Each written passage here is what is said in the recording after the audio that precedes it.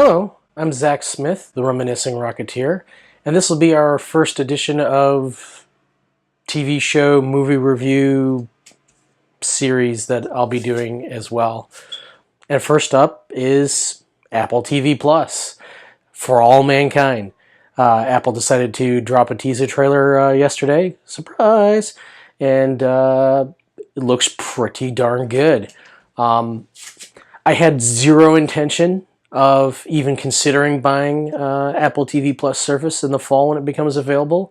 Then Apple very deviously came up with the one show that would guarantee 100% that I will be purchasing their service and binging the heck out of it come this fall. For All Mankind, starring Joel Kinnaman, produced by Ronald D. Same guy who did Battlestar Galactica and Star Trek Outlander.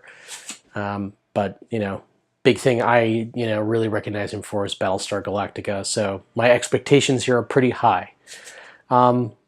Speaking of expectations, even though, a lot of people are talking about this as like an alt history series, it's clear from the trailer that you really, in terms of expectations, you need to go into this looking at it as this is a sci-fi series that's meant to be entertaining and has a specific narrative and story that it wants to tell, and that it's not specifically an alt history series. And there is a difference. And an alt history series can be entertaining. There's certainly plenty of them on the internet that you read. They read like great novels.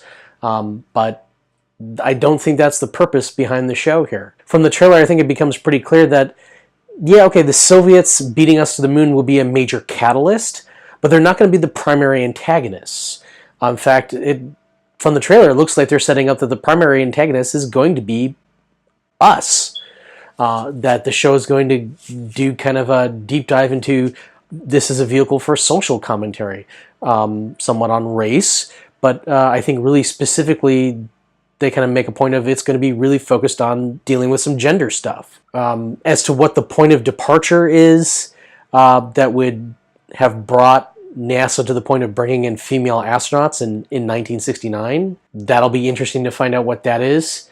Maybe one of the Soviet cosmonauts on the moon mission was a woman.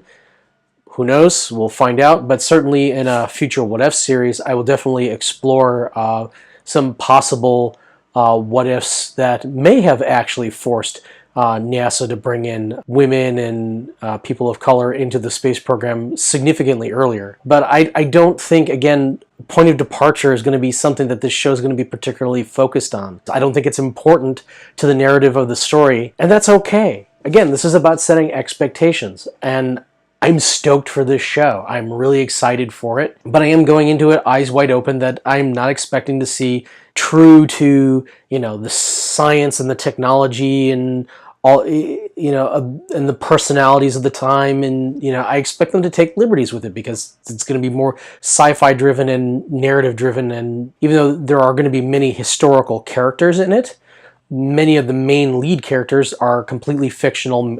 They're just made up. So that gives them a lot more versatility in terms of taking liberties with characters and story and going in different directions.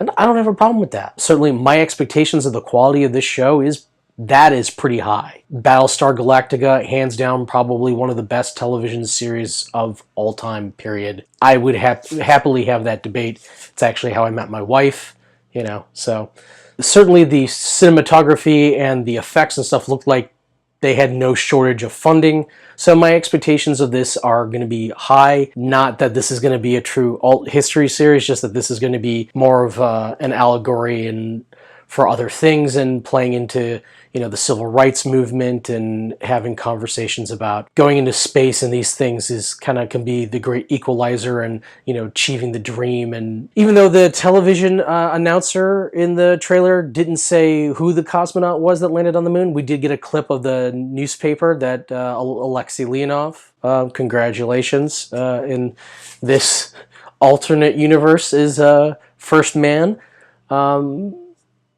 That's awesome. I do actually think it's a bummer that Leonov didn't actually get to walk on the moon in real life.